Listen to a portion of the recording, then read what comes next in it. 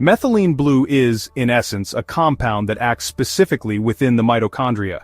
In fact, its primary and indeed exclusive role is as a mitochondrial agent. Functionally, methylene blue serves as both an electron acceptor and an electron donor. This means it has the ability to accept electrons and also to donate electrons. In this way, methylene blue essentially acts as an electron shuttle within the cell. And how does that relate to mitochondria? Mitochondria, as they are producing ATP, electrons are flowing down the electron transport chain, and that is what results in the production of ATP. If it gets shuttled through the uncoupling protein, it results in heat production. And when electrons flow out of that system, when they leak out of that system, it creates reactive oxygen species, which again are very harmful to both mitochondria and cells. So, if you have dysfunctional mitochondria that don't seem to be able to contain the electrons appropriately, electrons are leaking out. So, these would be mitochondria that are producing more reactive oxygen species than they should. Does that ever happen in biology? 100%. We've got decades of evidence that aging, neurodegeneration, even obesity, type 2 diabetes, and a wide range of neuropsychiatric disorders are associated with that process. That increased levels of reactive oxygen species, often referred to as oxidative stress. So, we've got decades of evidence strongly supporting that.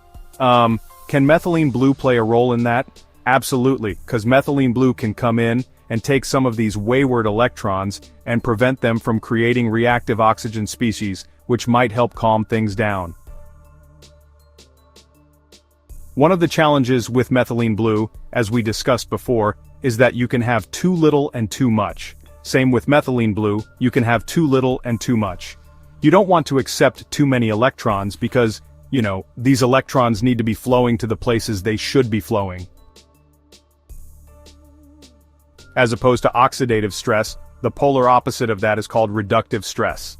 And that too has been found in people with schizophrenia and bipolar disorder and some other disorders, so it's really about this kind of dysregulated balance between oxidative and reductive stress. And methylene blue, if you take it in overdose, could become a reductive stressor. We do have pilot trials in a wide range of neuropsychiatric disorders: depression, bipolar disorder, schizophrenia, Alzheimer's disease, and others. Many of them suggesting a benefit. Methylene blue has some MAO activity, can adjust some of the enzymes that in turn adjust levels of serotonin. There's this recent study out of a lab at Stanford showing that the rewarding properties of various things, as we know, increase dopamine in anticipation of a reward. But also important, it seems these are mouse studies, but serotonin drops as dopamine goes up. And that drop in serotonin is at least as important as the increase in dopamine for the reinforcing properties of certain behaviors and substances.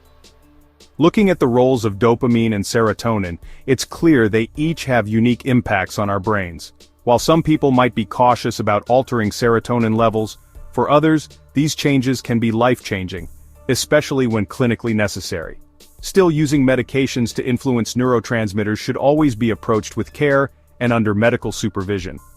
Self-medicating without a clear diagnosis can introduce unnecessary risks, even if you feel fine. For example, methylene blue has promising uses, but it's not without its own set of cautions. In high doses, it can actually trigger serotonin syndrome, a serious condition, so it's essential to use it responsibly and with guidance.